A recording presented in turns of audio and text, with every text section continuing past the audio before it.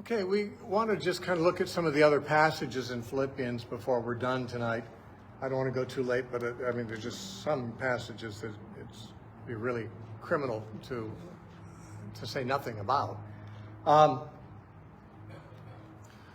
As I've said, Paul was in prison. I've not yet committed to where he was, and that's because it's hard to commit to where he was. Traditionally, Philippians is thought to have been written from Rome. This is also the traditional view about Ephesians and Colossians and Philemon. There are 4 epistles, the ones I just named, that are traditionally called the prison epistles. And they're traditionally assigned to the 2 years that Paul spent in Rome as a prisoner, which is the season that the book of Acts closes with. In the last chapter of Acts, in chapter 28, Paul comes as a prisoner to Rome after shipwreck en route from Caesarea. And the book ends by saying, and he spent 2 years under house arrest there. But though he was under arrest, he had a lot of liberty. He could entertain visitors all he wanted to. People could come and talk to him and stuff. And so he had this 2 years of confinement while he was waiting for a trial. And in that trial, he was going to face Nero because he had appealed to Caesar while in Caesarea. And we don't know, I should say in the book of Acts, it doesn't tell us what happened. Traditionally, he was exonerated by Caesar and traveled more, made some more travels that are not recorded in Acts. And then later, in a later persecution, he was arrested again by Nero, and this time he was executed. And it is believed that the books of 1st and 2nd Timothy and Titus were written during that second imprisonment. That Ephesians, Philippians, Colossians, and Philemon were written during the first imprisonment at the end of Acts, and that the pastoral epistles, 1st and 2nd Timothy and Titus, were written during the second imprisonment, from which Paul did not leave alive. But that there was some traveling in between those 2 imprisonments. Again, the book of Acts doesn't document that, but as you read the pastoral epistles, Timothy and Titus, you find Paul makes reference to having been certain places and gone certain places. He left Timothy in Ephesus. He left Titus in Crete. Well, in the book of Acts, Paul never even went to Crete. So, I mean, it's like there were some other travels of Paul after his first imprisonment at the end of Acts. And so he was set free. Actually, in 2 Timothy, he actually talks about when he was on trial before Nero. He says, in my first answer, I was delivered from the mouth of the lion, he said. So he apparently was exonerated the first time. And so the tradition, the very common tradition, is that he wrote these letters, including Philippians, from that 2 years Roman imprisonment. And we could just take that without question and move on, and we'd be in company with virtually what the church has held most of the time. It's just that many scholars think there are reasons to question whether the book of Philippians gives evidence of being from Rome. And some have thought maybe he wrote it from an imprisonment in Ephesus. There are some who think Colossians and Philemon were written from Ephesus also. We don't know of any imprisonment in Ephesus. All we know is that Paul did spend 3 years in Ephesus, and it didn't always go well with him. And at a later date, he said he was in prisons oft. So he said he'd been in lots of imprisonments. Some of them might have been overnighters only, like in Philippi. Others may have been a little longer. But one reason for suggesting Ephesus is because of the travels involved between Philippi and Paul. If Paul was in Rome, the Philippians would be 700 and something miles away. And at the speed of travel in those days, that would take several months to travel. And yet, while Paul was in prison and wrote Philippians, first of all, he had received a gift delivered from Philippi to him, let's just say in Rome. That would have taken several months for Epaphroditus to bring it. Then Epaphroditus fell sick, and news of this got back to the Philippians. So that would take another several months for news to get back to them. And then news from the Philippians that they were alarmed got back to Paul. That'd be another several months of travel. And then Paul argued that he planned to come and see them. There's just a lot of long trips if he's in Rome. Now, that doesn't make it impossible. But one of the arguments against Rome is that when Paul came to Rome, his expectation was to go on to Spain. That he actually was hoping to get to Spain. When he wrote the book of Romans, he says in Romans 15 that he hoped to pass through Rome on his way to Spain. So he was heading west. But if in fact, when he wrote Philippians, if he was in Rome, and he's talking about going back east to Greece, to the Philippians, then his plans of going to Spain apparently had changed, which is not impossible. After you've been sitting in prison for a couple of years, you've had a lot of opportunities to rethink what your plans are going to be. So some people think it unlikely it was from Rome because of those things, but there's no real solid case for the alternative. Some think he wrote it from Caesarea because he was in prison for 2 years in Caesarea. Some think it was from Ephesus. One scholar at least said he thought he was in Corinth, but we have no record of any imprisonment in Corinth. We just have to say it's undetermined, undecided. It's not stated where he's in prison, except one important key is that he talks about Caesar's household and the Praetorian Guard. In chapter 1, he says, in verse 12 and 13, I want you to know, brethren, that the things which happened to me have actually turned out for the furtherance of the gospel, so that it has become evident to the whole palace guard, that's the Praetorian Guard, and all the rest that my chains are in Christ. In other words, the guards in the Praetorian Guard had, because he was in prison among them, had heard about his imprisonment. This strongly argues for Rome, although those who hold the other views hold that there might have been royal residences in Ephesus and in Caesarea and some of these other places that are theorized, but the Praetorian Guard would most naturally be assumed to be those in Rome. And then also at the very end of the epistle, he sends greetings, verse 22, chapter 4, 22, he says, all the saints greet you, but especially those of Caesar's household. Now, Caesar's household would be his servants and his bodyguard and things like that. And again, Rome is a much more likely candidate for the place where the Praetorian Guard was and where Caesar's household was being converted by Paul. He was converting people in Caesar's household. So that's one reason he thought it was really good that he was imprisoned, because he had access to a demographic that might not have come to listen to him anywhere else. And that's, you know, the royal family and the military guard in Rome and so forth.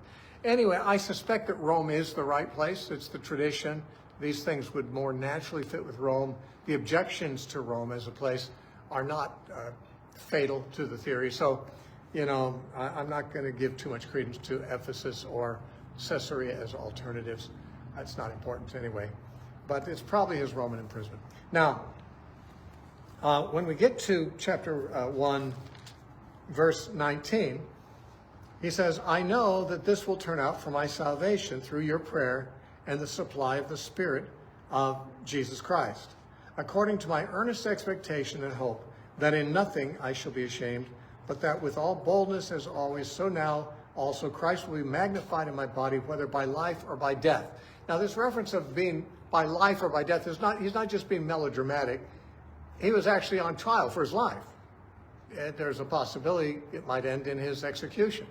This was not just saying, I just want to please God whether I live or die. Well, we should all be able to say that, but he was actually facing the prospect of actually dying. And he said, I want Christ to be magnified in my body, whether by life or death. Then he begins to talk about these two options, living or dying.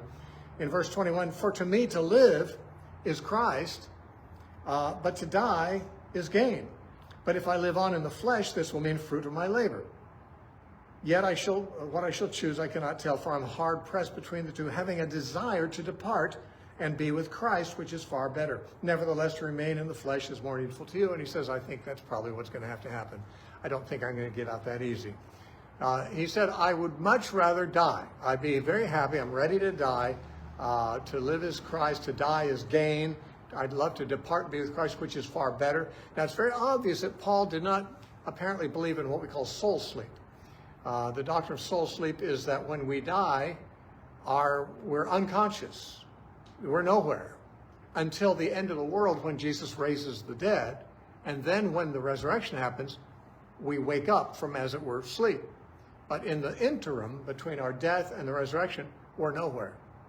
But Paul believed that if he were to depart, he'd depart to be with Christ. And that's obviously in heaven. He's not talking about the resurrection. He's not talking about Jesus coming. He's talking about him departing. And he's clearly talking about his death. He spoke very similarly, of course, in 2 Corinthians chapter 5. And there, it seems obvious he's talking about the intermediate state, not the resurrection. Because he says in 2 Corinthians chapter 5,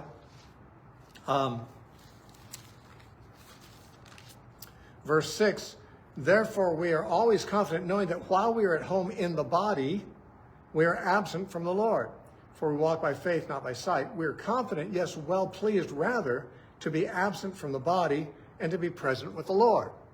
Now, obviously, he used the expression present in the body to mean alive at this present time.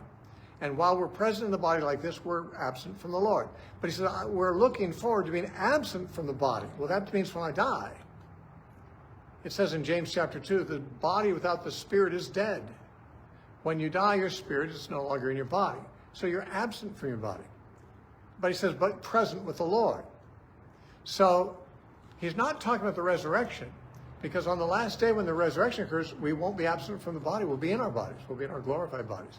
There is only one time in our theology that would allow us to be absent from the body, and that's after we die, and we're no longer in the body, and before the resurrection, when we will again be in our bodies. So absent from the body is when we're dead, before we're resurrected. And that is, he says, the same as being present with the Lord.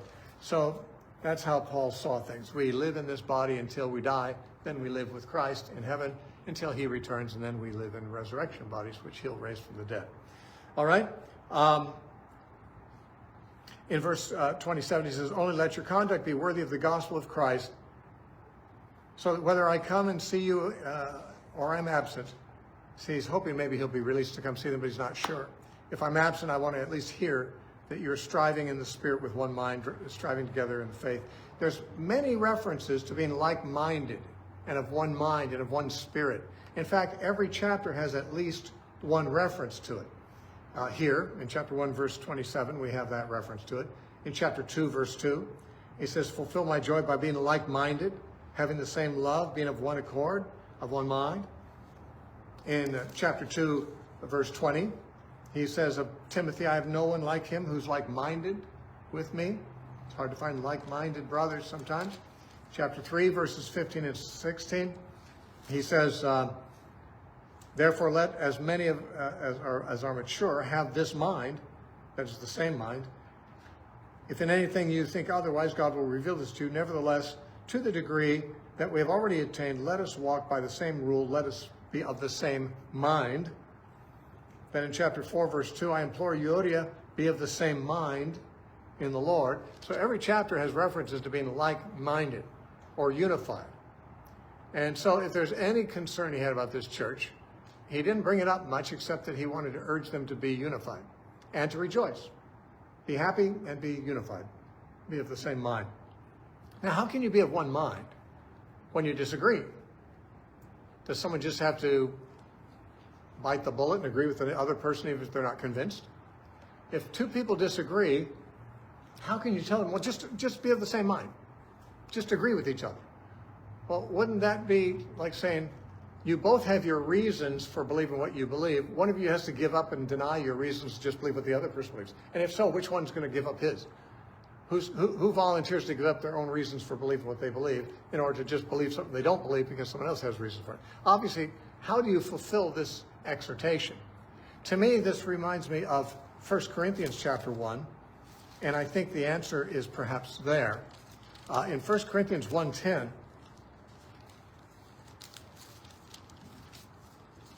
Paul said, now I plead with you, brethren, by the name of our Lord Jesus Christ, that you all speak the same thing, and that there be no divisions among you, but that you be perfectly joined together in the same mind and the same judgment. Well, once again, okay, how do we do that, Paul? We've got people who are not of the same mind, and you just say, well, get over it. Just agree with each other. Well, certainly Paul doesn't mean that you're not supposed to think for yourself and have good reasons for what you believe, and that you just kind of throw out your beliefs, which you think are warranted in order to be in unity. What does he mean? Well, he goes on to say what he means in 1 Corinthians in the next verses.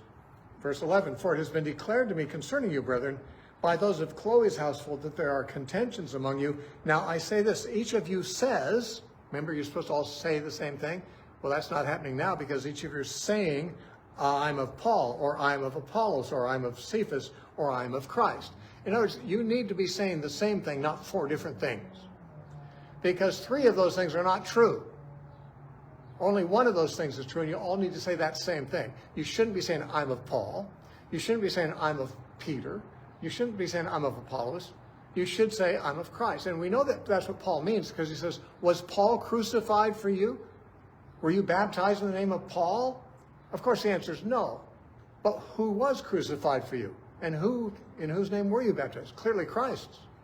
So he's saying, you're not of Paul because Paul wasn't crucified for you and you weren't baptized in him, but you are of Christ because he was crucified for you and you were baptized in him. You were all baptized into Christ.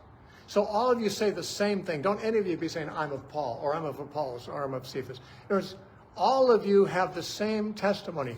We are followers of Jesus Christ. Well, do we have to agree about everything else? Well, it's nice if you can, but if you can't, at least have this. We're following Christ together with whatever other disagreements we may have. We don't have to agree about everything, but we have to agree about who the Lord is, who the King is, who we're following, who we belong to. All of you need to have that same mind and not let other disagreements, prevent you from making that testimony. Because he says also in chapter 3, verse 16, nevertheless, 15 and 16, therefore let as many of us as are mature have this mind. And if in anything you think otherwise, God will reveal even this to you. Notice he's saying, some of you, even mature people, might not have exactly the same opinion about this, but if you don't, God will show you. In other words, Paul is confident that God can teach his disciples. Jesus can lead them into all truth through the Spirit. Paul tells them he wants them to all be of one mind, especially about what matters. But on other things, if you have other opinions, well, we'll leave that to God to bring each one along and teach them. Now, in that context, by the way, in chapter 3, verse 12, he says, we should go earlier. Frankly, that whole chapter is important. But so are some things in chapter 2. I'll take those and then we'll try to just end here. Chapter 2 has one of the most famous passages in it, and certainly worthy of mention. He says in verse 3, chapter 2, verse 3, let nothing be done through selfish ambition or conceit, but in lowliness of mind, let each esteem others better than himself. Let each of you look out not only for his own interests, but for the interests of others. Let this mind be in you that was also in Christ Jesus. Now, he hasn't just changed the subject. He's illustrating the subject. I'm telling you, don't look out for yourself. Look out for others. Put others' interests ahead of your own, like Jesus did. Remember him? You know the mind of Christ? Imitate that. Let the same attitude or thought, in the Greek it's the word thought, let the same thought be in you that is in Christ Jesus. The word mind appears several times in Philippians, but most of the time it's the Greek word for thought. Let the same thinking be in you as Christ. Well, what exactly about Christ's thinking is that we're supposed to imitate?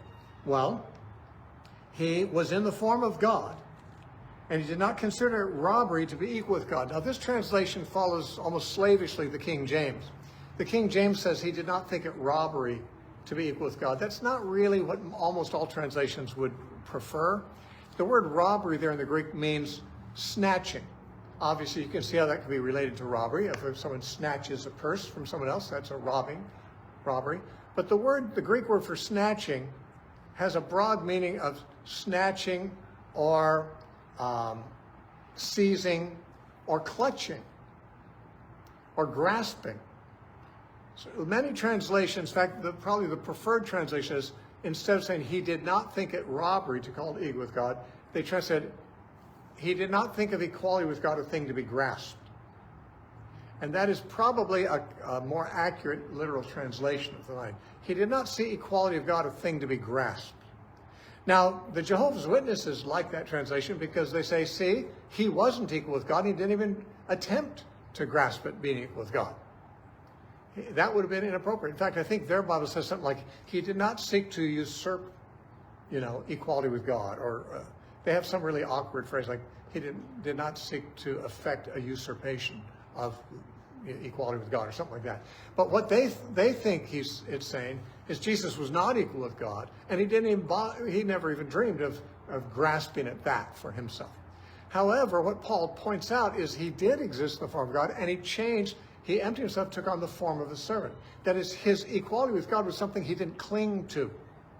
The word in the Greek can mean clutch. He didn't clutch it to himself as something he jealously guarded, his equality with God. He was willing to release that and become like us. And he took on the form of a servant. And he then reduced himself even to dying, even the death of the cross, which is the most humiliating of all known deaths in history. Now, by the way, it says he emptied himself. Some people think this means he simply emptied himself of his status by taking on the form of a servant. Others say he emptied himself of his divine privileges and attributes, like omniscience and omnipotence and omnipresence.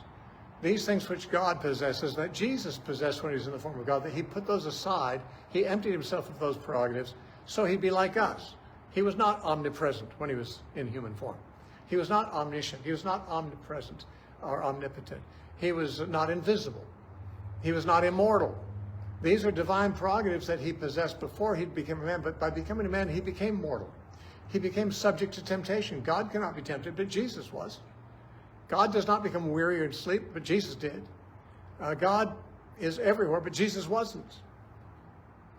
In other words, he emptied himself of his divine special privileges of divinity and to become really limited and live with our handicaps as a human being.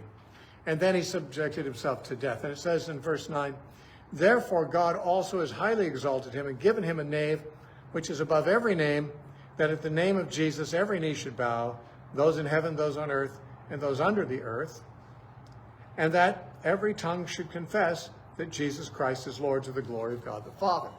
This is one of the passages that Christian Universalists appeal to. They say every knee is going to bow to Jesus, every tongue is going to confess he's Lord. And I will say this, this verse has been familiar to Christians probably from their early Christian lives. I know all my childhood I was familiar with this verse. Every knee shall bow, every tongue shall confess Jesus is Lord. But I always assumed it meant, Christians do that voluntarily. But even those who don't become Christians are going to have to do so voluntarily or not. There will come a time when Jesus comes back and everyone is called before him, and even those who are rebels still will still have to bow down and confess he's the Lord. And no doubt this is a reasonable belief, but the thing is, he said they will do it to the glory of God the Father. They will bow down and say, Jesus, Lord, to the glory of God the Father. Now, if they are forced to do this insincerely, because they're simply terrified, I don't know if God would be glorified, but I don't know if God is glorified by insincere worship or by forced worship. Some might say, well, God's glorified by he's so powerful that the fact that he terrifies his enemies into that kind of submission is to his glory. Maybe so. But I have to say, I don't know if God feels particularly flattered to have dust forced to submit to him. He is glorified when we love him, when we submit to him, when we recognize him and want to serve him. So some say that the wording of this suggests that the time will come where everyone's going to actually repent. I'm not affirming that, but this is one of the verses that they use, which actually, while there are verses that also stand to confirm other views contrary to that, this is one that seems to work for them. But the point here is it's because Jesus humbled himself that God gave him the high position. And that's, of course, what the Bible says. Humble yourselves under the mighty hand of God that he might exalt you in due time, it says in 1 Peter 5. James also says, humble yourselves in the sight of the Lord and he'll raise you up, or lift you up. Jesus said you should take the lower seats. When you're invited to a feast, take the less prestigious positions. Let others elevate you. If you take a high seat when you come, and prestigious seat, someone more prestigious than you may come, and the host will say, I'm sorry, you have to step down here. Someone better than you has showed up. And then he says you'll be humiliated in front of everybody. But if you take the low seat and they come and say, oh, no, you deserve a higher seat, they says then you'll be respected. The idea is there's a principle here. You lower yourself and there will be exaltation in it. Pride goes before a fall, and a haughty spirit before destruction. And Jesus had the most cause for boasting that one could have. He was God. But he took on himself the form of the servant, washed his disciples' feet, died for his people, and therefore God has elevated him higher than anyone else. Now, the last part of chapter 2 talks about Timothy. We won't say more about him. And about Epaphroditus. We won't say more about him. We've read those verses. We've talked about him. When you come to chapter 3, Paul says, finally, brethren, sounds like he's closing, but he's only halfway through. He's got 2 more chapters to go. But it's apparently his final point that he wants to emphasize. He says, rejoice in the Lord. That's his point. Rejoice in the Lord. For me to write the same things to you is not tedious, but for you it's safe. Now, rejoice in the Lord here has a particular connotation, because some people rejoice in other things in the Lord, in particular their own righteousness. And that would include many of the Jews and the Judaizers. They rejoice in in the boxes they can tick of righteousness. They're circumcised, they keep the law, they're kosher, they avoid all unclean things, and that's what they rejoice in, their superiority according to the law. Well, Paul said, no, you need to rejoice in the Lord. And he goes on to say, beware of dogs, beware of evil workers, beware of the mutilation. In the Greek, the word mutilation is the cutters. It's an unflattering statement for people who want to circumcise you. People want to force you. He's talking about the circumcision party. He calls them dogs, which is an irony because the Jews called the Gentiles dogs. Now, Paul, a Jewish Christian writing to Gentile Christians, calls the circumcision party dogs. The circumcision party thinks the uncircumcised are dogs. Paul says, no, these are the cutters. They're the real dogs. They're the evil workers. He says, though I also might have confidence in the flesh. I could rejoice in those things that they are rejoicing in rather than in Christ, but I don't want to do that. I want to rejoice only in Christ. After all, I was circumcised on the 8th day, which is what they want you to do, of the stock of Israel. That is, he wasn't a Gentile proselyte who got circumcised later in life. He was born from Israelite stock, of the tribe of Benjamin, which was kind of prestigious. The first king of Israel came from the tribe of Benjamin. And the tribe of Benjamin was a small tribe that remained loyal to Judah when the nation split. Even the city of Jerusalem was in Benjamin's territory. So it was like kind of they were the smallest of the tribes, but had some prestige in being in their history. A Hebrew of the Hebrews probably means he was not a Hellenistic Jew, as some were. Some Jews had adopted Hellenistic culture and language, but the Hebrews, Palestinian Jews, did not. Concerning the law, as a Pharisee. Concerning zeal, I persecuted the church. How more zealous can you be than that? Concerning the righteousness, which is by the law, blameless. So Paul says, I was as good as they come in that system. If I wanted to rejoice and boast and be confident in those kinds of things, I'd be at the top of the list with the biggest the most brownie points. But he says, but what things were gained to me? And he means all these religious accomplishments. These I have counted loss for Christ. Indeed, I also count all things but loss for the excellence of the knowledge of Christ, Jesus my Lord. So he's not rejoicing in those ways, he's rejoicing in the Lord, in Christ. And that's what he's telling them to do. He's not just saying rejoice. He wants them to rejoice, but he wants them specifically to rejoice in Christ as opposed to in the kinds of things that other religious people rejoice in. He says, I count these things rubbish that I may gain Christ and be found in him, not having my own righteousness, which is from the law. Interesting, he doesn't say that I might gain heaven, but that I might gain Christ.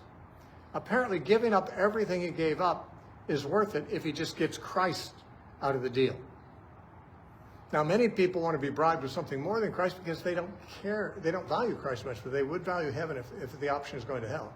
They'd rather go to heaven than hell, so they'll make the hard sacrifices and they'll do what they have to do if they think that's what's going to keep them out of hell. But see, that's the religious attitude. That isn't a joyful attitude. It's like, whatever I got to do, I guess I got to make this sacrifice, I'll do it. I won't like it, but I'll do it because I don't want to go to hell. Paul says, no, I just want Christ. And he's the pearl of great price. I'll sell everything I have to buy that pearl of great price. I'll give up all the prestige, all the claim to fame I had, that I can have Christ, so that I might know him and the power of his resurrection and the fellowship of his sufferings. I want to know him in the power of his resurrection, which I believe is the resurrection life that's given to us because of the resurrection of Christ, and when we're born again, and Christ dwells in us, his resurrection power enables us in life. I mean, he could be referring to, I want to be resurrected like Jesus was, because he does speak about that also next. But this seems to be talking about something earlier. I want to know him in the power of resurrection and fellowship of his sufferings. I want to fellowship with him in his sufferings. He suffered. How can I be close to someone who suffered like he did if I don't suffer? How can I relate with him? I want to be close to him. I want to be a participant with him in his sufferings, because that's knowing him in a deeper way than without it. He says, if by any means I may attain to the resurrection of the dead. So that's the final resurrection he's talking about. And he says, not that I've already attained it, or perfected already, but I press on, that I may lay hold of that for which Christ Jesus has laid hold on me. So I'm not perfect yet. I haven't been resurrected and glorified, obviously, but that I don't use that as an excuse to give up. You know, when some people, some Christians even, when they find that they have failed and you point out a failure to them, maybe as constructive criticism, sometimes they'll just say, well, nobody's perfect. As if to say, since nobody's perfect, why bother? Why bother to make it important to be perfect? Who cares? Yeah, nobody measures up like that. Well, Paul says, I'm not perfect. And I think he could easily say, and nobody is. If I'm not, nobody is. He's saying, I think. But he says, I don't use that as an excuse for not trying to be perfect. It's because I'm not perfect. That's a goal that I have yet to reach. I press on toward that mark. I forget the things that are behind. Now, a lot of times we use that to speak about, forget your sinful past and just don't feel guilty, just go on to be with Jesus. And no doubt that's good counsel. But the things in his past were good, were religious things. Forgetting the things that are behind. What? The circumcision, being a Pharisee, being blameless according to law. Those things, I forget those things. Put aside those things. I'm looking toward Jesus. I'm pressing on toward the mark of the high calling of God in Jesus. So Paul's basically saying, don't think I'm perfect yet, but since I'm not, that I use that as my reason for pressing on. If you're not perfect, don't say, well, I give up. Nobody can be perfect. I keep trying. I'm still not perfect. Paul says, no, that's just reason to keep pressing on. That's a goal you have to aim at. A Christian is never perfect in this life, probably, in the ultimate sense of that word. That's going to be in the resurrection. But a true Christian wants to be perfect. And that's an important thing. In other words, we don't say, well, nobody's perfect, so I'll just accept this lower bar. If I can meet this lower bar, that'll be good enough, because I'll be better than most. No. I'm not really a follower of Christ unless I want to be perfectly obedient to him. Unless I really want to please him completely. That's got to be in my heart, or else I don't have a new heart. I don't have his laws written in my heart. So if I don't want to obey completely, in what sense is his law in my heart then? The point is, the Christian life is a life of intention. To obey Christ completely, fully, perfectly, but also recognition that the flesh and the spirit are at war with each other. We don't always do what we want, but that simply defines the battle. That simply defines where our efforts need to be placed. We need to keep our eye on the goal, on the prize, and keep pressing on toward perfection. And he says, therefore let those who are mature have this same mind. This is the attitude of all mature Christians, he's essentially saying. He says in verse 17, brethren, join in following my example. In other words, I'm pressing on. I want you to take me as an example and do the same thing yourself. You're not perfect either, but press on. Forget what's behind, move on forward. For many walk differently than I do. Their end is destruction, their God is their belly, etc. We read that. Then he says in verse 20, for our citizenship is in heaven. Now remember, he's writing to people who are kind of proud of their Roman citizenship. The Roman colony, where they're proud. We got Roman citizenship, not everyone has that. Well, Paul says, no, actually, you're just strangers and pilgrims here. you're really just ambassadors like us. Your citizenship is somewhere else. Your true loyalty is not to Rome or to any nation on earth. Our loyalty is to a king who's in heaven. Our citizenship is in heaven. The commonwealth that we belong to has its headquarters in heaven. We're here. We're domiciled like ambassadors, or in a foreign land, but our citizenship is elsewhere. You know, if somebody is an ambassador to another country, they have probably their family and their home, and a lot of the things they care about, their friends, are back home in the United States, but they live in France or Germany or Spain or Iraq, and probably they're kind of homesick a lot of the time for their family and stuff like that. But their loyalty is to America because they're ambassadors of America in a foreign land. They're domiciled away from home, and they have to kind of fit in with the domicile nation. They can't go around breaking the laws. They have to basically be good locals. But on the other hand, when there's a conflict between the values of the land they're domiciled in and the land that sent them, that they belong to, their loyalty has got to be where their citizenship is. And it says, our citizenship is in heaven, from which we eagerly wait for the Savior, the Lord Jesus Christ, who will transform our lowly body, that it may be conformed to this glorious body, according to the working by which he's able even to subdue all things to himself. Our bodies will be transformed into the image of Christ's glorified body. And so when we see his resurrection body in the Gospels, whatever we can deduce about its characteristics, we can say, well, that's pretty much the kind of body we're going to have too. Now in chapter 4, very quickly, I'm not going to talk about the early verses. We've talked about them. He does say in verse 6, be anxious for nothing, but in everything by prayer and supplication with thanksgiving, let your requests be made known to God. And the peace of God, which surpasses all understanding, will guard your hearts and minds through Christ Jesus. Anxiety, in the 90s, some psychiatric journal said that anxiety is the disease of the 90s. That is the key disease that they were going to have to prescribe drugs for and things like that, anti-anxiety drugs and so forth. Psychiatrists, of course, they see anxiety as a disease, not as something you have any power over. They see depression as a disease. They see anger as a disease. They see addiction as a disease. Now, a disease, by the way, is something you have. These other things are something you do. There's a difference between having a condition like pneumonia or AIDS or COVID or diabetes. Those are diseases. You have them. You don't do them. You didn't choose them. They have nothing to do with your behavior, although they may inhibit your behavior. They're not your responsibility. You're not responsible for the fact that you're sick. That's something that happens to you, and you have that condition. Behavior is different, even mental behavior. We're expected to have control over that. One of the fruits of the Spirit is self-control, and to control your mind, to be transformed by the renewing of your mind and not conform to the world. This is a different category than disease.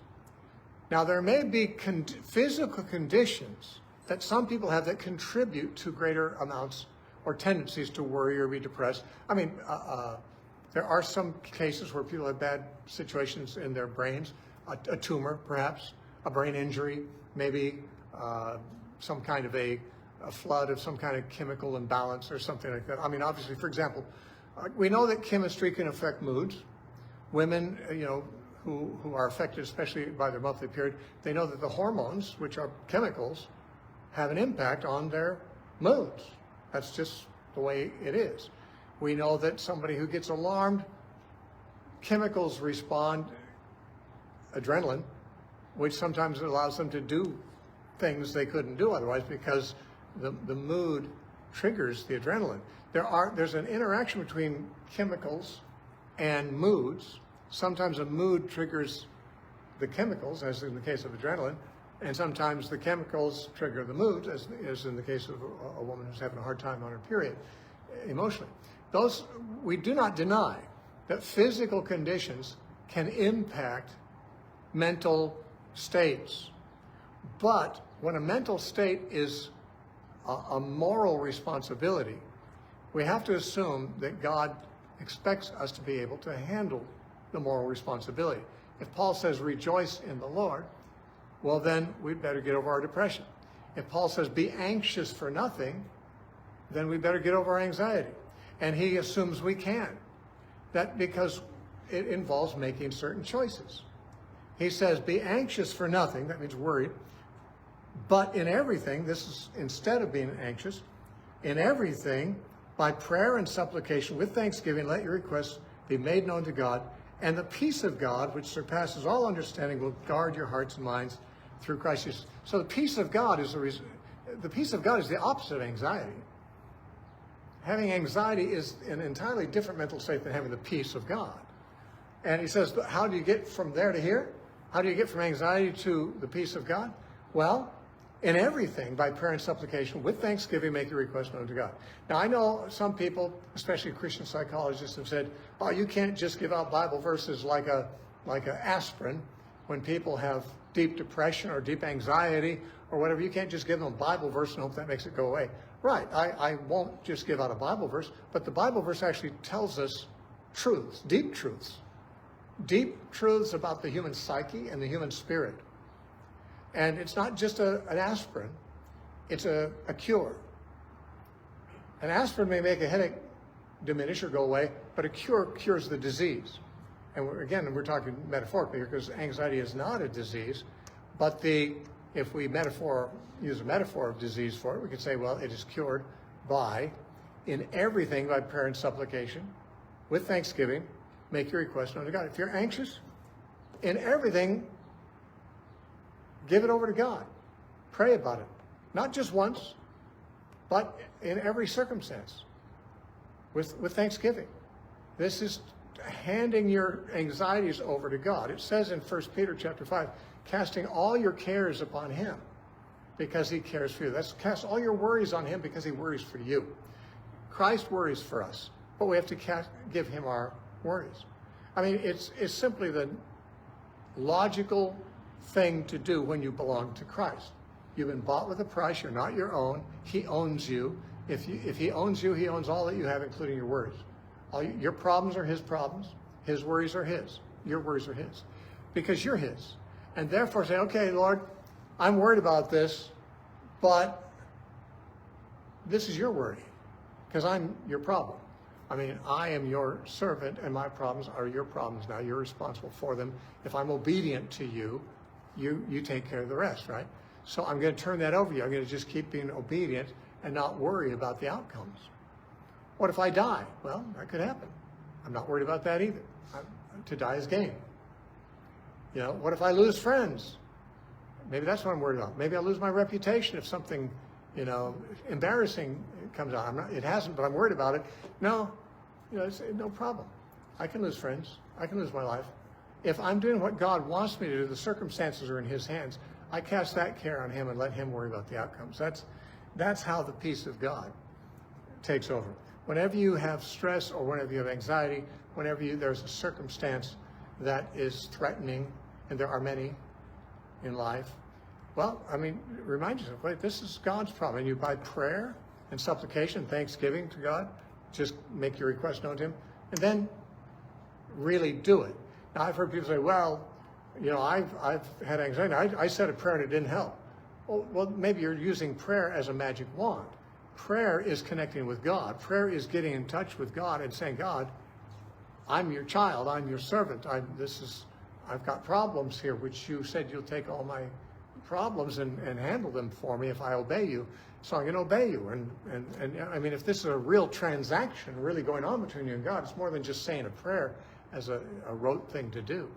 This is the path to overcoming anxiety, Paul says. And he says, verse 8, finally, brethren, whatever things are true, whatever things are noble, whatever things are just, whatever things are pure, whatever things are lovely, whatever things are of good report, if there's any virtue and if there's any thing praiseworthy, meditate on these things. Now, I suspect that what he means is, if there's any of these qualities in any of the people in your life, look at those qualities in them. In other words, you're required to love them. Some people are not very lovable, but can you find anything about them that's praiseworthy? Can you think of anything about them that's just or pure or lovely? I mean, if you can, think about those things. Dwell on those aspects of a person so that you might find it, frankly, more easy to love them. Now, he doesn't say, think on these things as qualities of other people, but he is describing qualities of people. I guess he could mean qualities of you. Think about being noble. Think about being pure. Think about that. Or he could be just saying, focus your mind on things generally that are good, as opposed to things that are not. And he says, and the things you've learned and received and heard and saw at me, do these things, and the God of peace will be with you. The God of peace, he said the peace of God, a couple of verses earlier, in terms of the God of peace will be with you if you imitate Paul in this matter. Now, let me just say about thinking on virtuous things. We have things that come before us and command our attention all the time without our asking for them. Then there's those things we deliberately bring before our attention. The kind of people that we hang out with, they have certain kind of conversations, we have a pretty good idea, how edifying that's going to be given the person we're talking about. Or the things we watch, the movies, whatever, things we entertain ourselves with. We have to say that if we're not very spiritual and we're actually not devoting our thoughts to righteous, virtuous, pure things, there may be a connection there. Paul is saying, you want the God of peace to be with you, then focus on the good things, the righteous things, the things that please God. And in our society, that's going to mean you're going to have to skip out on some of the more common ways that people spend their time, which pump all kinds of impure things into their heads. And each person has to decide for himself before God what things in their life may fall into those categories. Now, we're pretty much done here because Paul then thanks them for the gift, but certainly something that needs to be said is that he's thanking them for the gift. He says, and it really helped me, but it's not like I really am mindful of my needs. Although I was in need, he says, my neediness doesn't really impact me that much because I've learned whatever state I'm in to be content. Happiness is not based on circumstances. Happiness is based on being content with what you have. Many people who are not happy think, if I just add this, if I could just acquire this possession, if I could just add this relationship to my life, if I could just have this title, this job, then I'd be happier. They think happiness comes from adding to their life. It actually comes from subtracting things and being content with whatever you have. Content, the word content in the Greek means enough. It's the same word that sometimes translates enough. That you have in your mind enough. Even if it's not much. Paul says, I know how to be abound, meaning I have a lot. I know how to be abased and be hungry, meaning not have much, but I'm content. I have enough. In my mind, my attitude is, whatever I have, it's enough. I'm not striving for something more to make me happier. It's enough. What I have is enough. In fact, it's interesting. He said, I know how to abound, and I know to be abased. And people say, well, see, Paul knew how to have money and be wealthy. He wasn't against that. But if you look and see, in verse 18, he says, indeed, I have all and abound. So he's in prison, but he's abounding. That's abounding.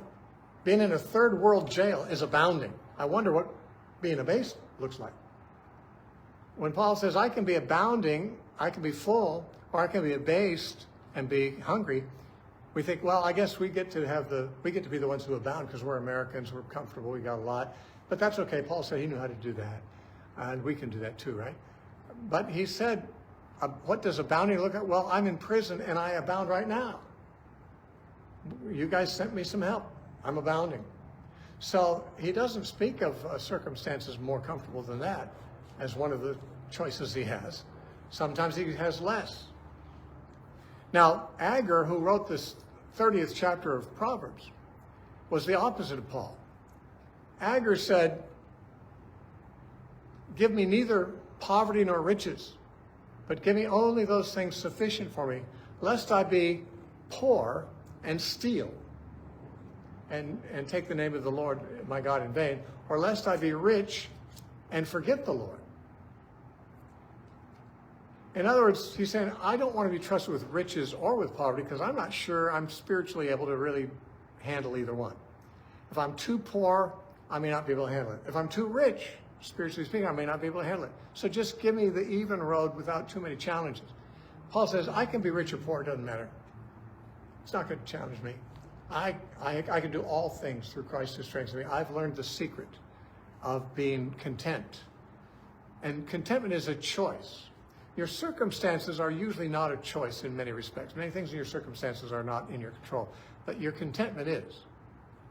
To be content in a job that isn't as glorious or high paying as one you think you could have had if you got another run. To be content in a marriage that's not everything you wish it was. Or in a church, frankly, that isn't as perfect as you'd like it to be. Or in a standard of living that's less than what you'd like. Just be content. Just choose it. Just say, it's enough. I've got more than I need. Paul said to Timothy in 1 Timothy chapter 6, having food and clothing, we will with these things be content. That's a choice. If I have food and clothes, I choose to be content with that and nothing more. Now, Paul didn't always have only those things, but sometimes he had that and less. In 1 Corinthians 4, he said, we're naked and we're hungry. He didn't even have food and clothing. But he says, that's the calling he had, but it doesn't matter. As long as he's alive and in the will of God, he's content. So that's where he stands. He says, even though I don't care about money that much, I'm blessed that you sent money. It will help. But he says, more than that, I'm rejoicing in the fruit that will abound to your account because you sent the money.